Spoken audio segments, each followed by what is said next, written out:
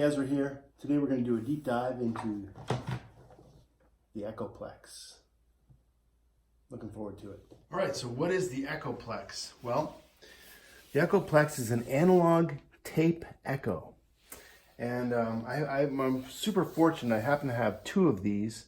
This is the one that actually works. The other one is not in functioning order, and I would need to send it to California or Australia, of all places, to get it fixed. So I haven't done that yet, but I do have one working version of it. This one I believe is from probably the early 70s, maybe the late 60s. There is a tube version of this that is a green version. This is the black version. This is a solid state version. But the Echoplex is known for its warm sound.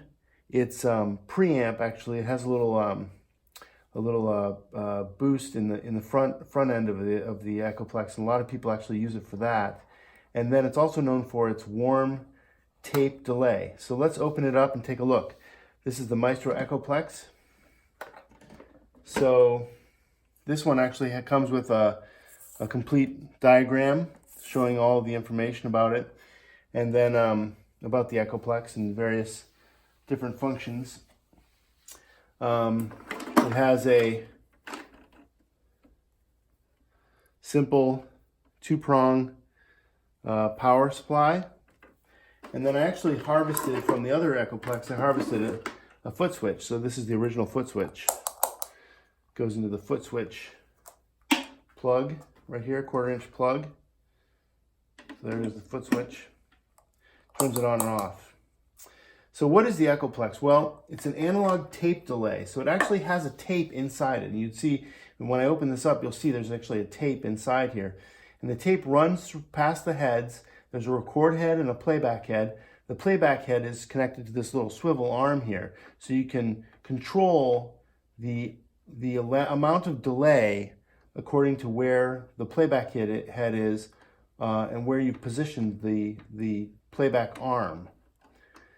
And then it has a volume control here. This is the volume control. And then it has, what does it say? Sustain, so the number of echoes. So the sustain, the first knob over here is the number of echoes, and then the volume is the amount of echo that you get back.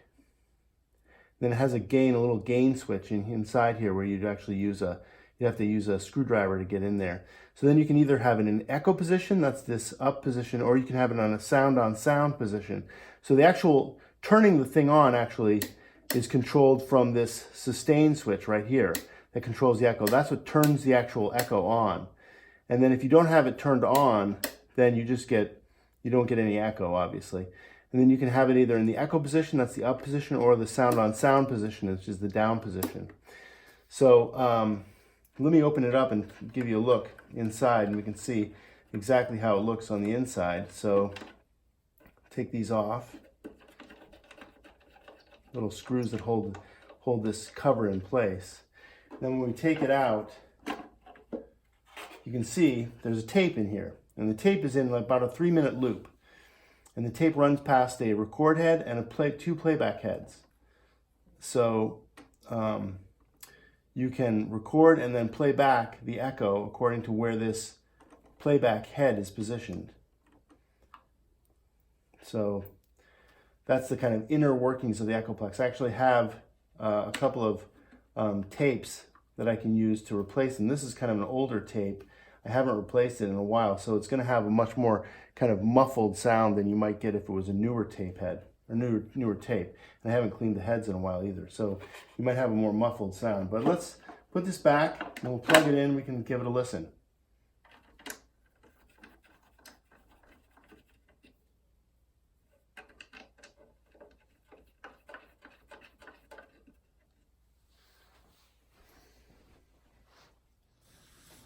All right, we're back. We got my trusty Echoplex here.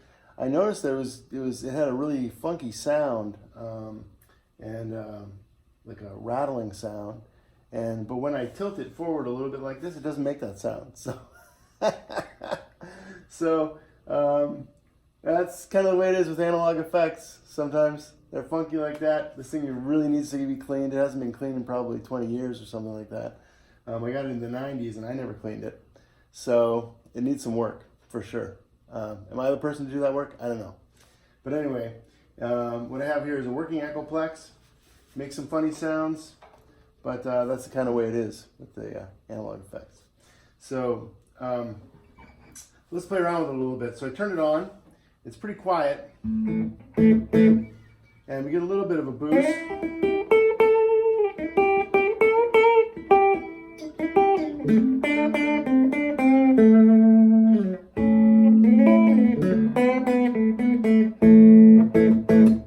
Okay, so let's give it a little bit of echo. So if we turn on this, this is the sustain here and the volume here. So we turn up the sustain, that should be the number of echoes. So let's put it up to 5, see what we get. So still nothing. We have to actually turn up the sustain to actually get the echo. So let's put it up to about 3.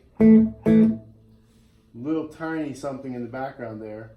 If we turn this up, it might start feeding back on us. So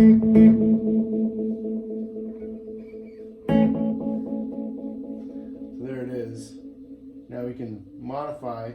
You can hear it as we change the. If we hit the turn up the sustain. So this is at about 5 for each, the sustain and the volume.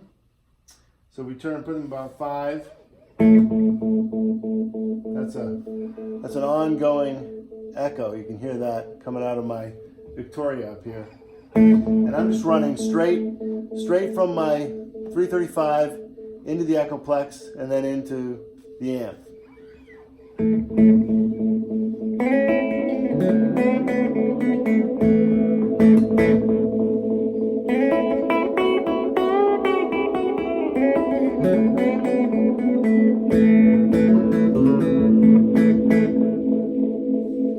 That's an ongoing echo. So let's see if we can just get a single echo out of this. So we have to turn down the volume. Maybe if we leave the volume where it is and turn down the sustain, maybe we should get fewer repeats. Yeah, maybe just get 1 repeat. So we have the volume at 5 and the sustain at 3. We get 1 repeat.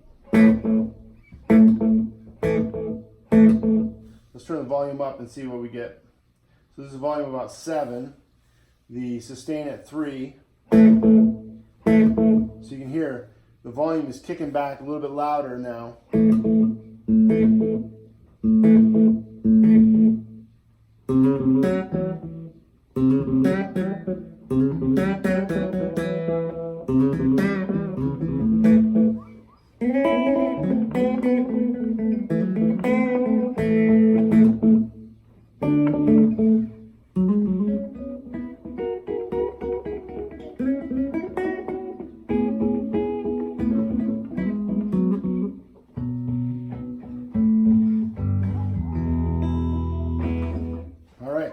So let's try it about, let's see, so this, now we have the volume at about 7, so that's a good volume. And then as we turn up the sustain, let's put the sustain to about 4, see what we get. So that's an ongoing echo. But still not feeding back, it's pretty controlled.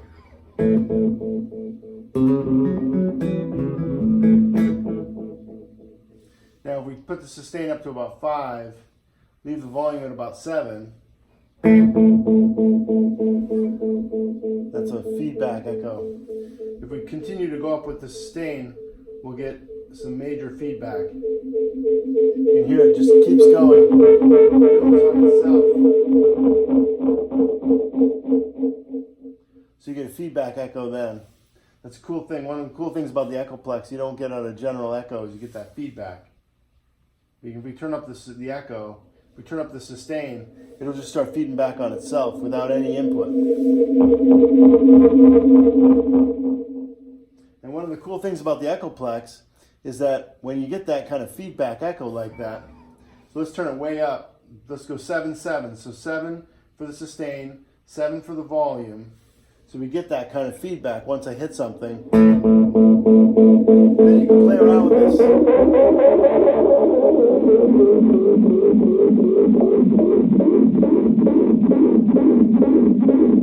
Yeah.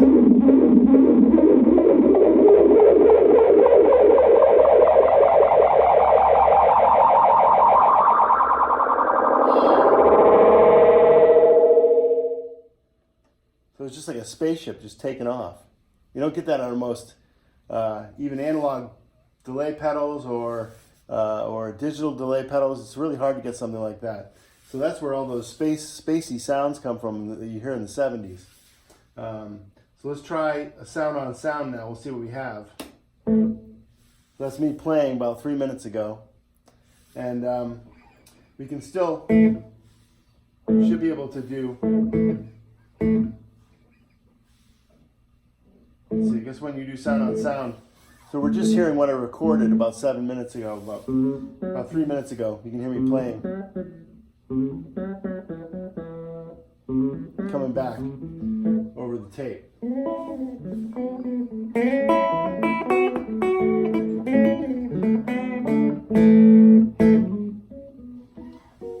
Alright, so let's try just recording something and see if we can get it to play back. Let's go back to the echo.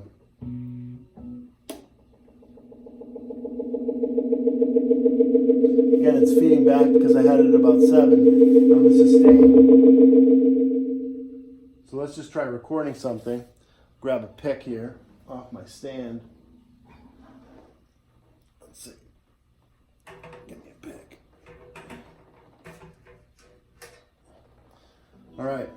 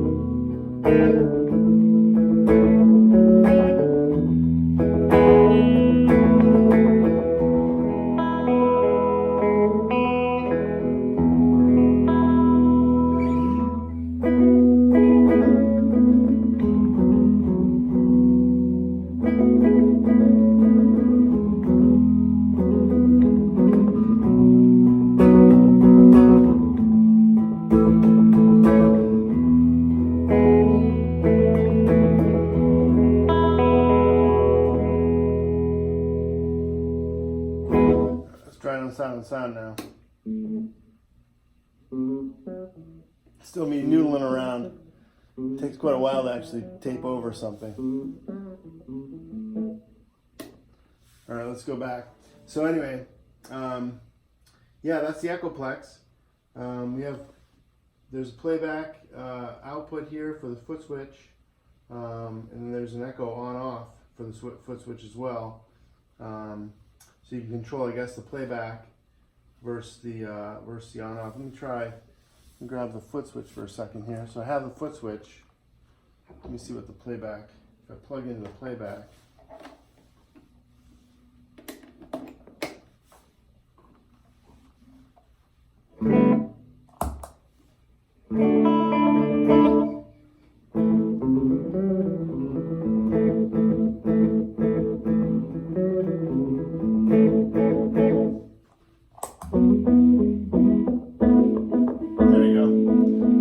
My little noodly song there, played earlier. You can noodle over the top of that.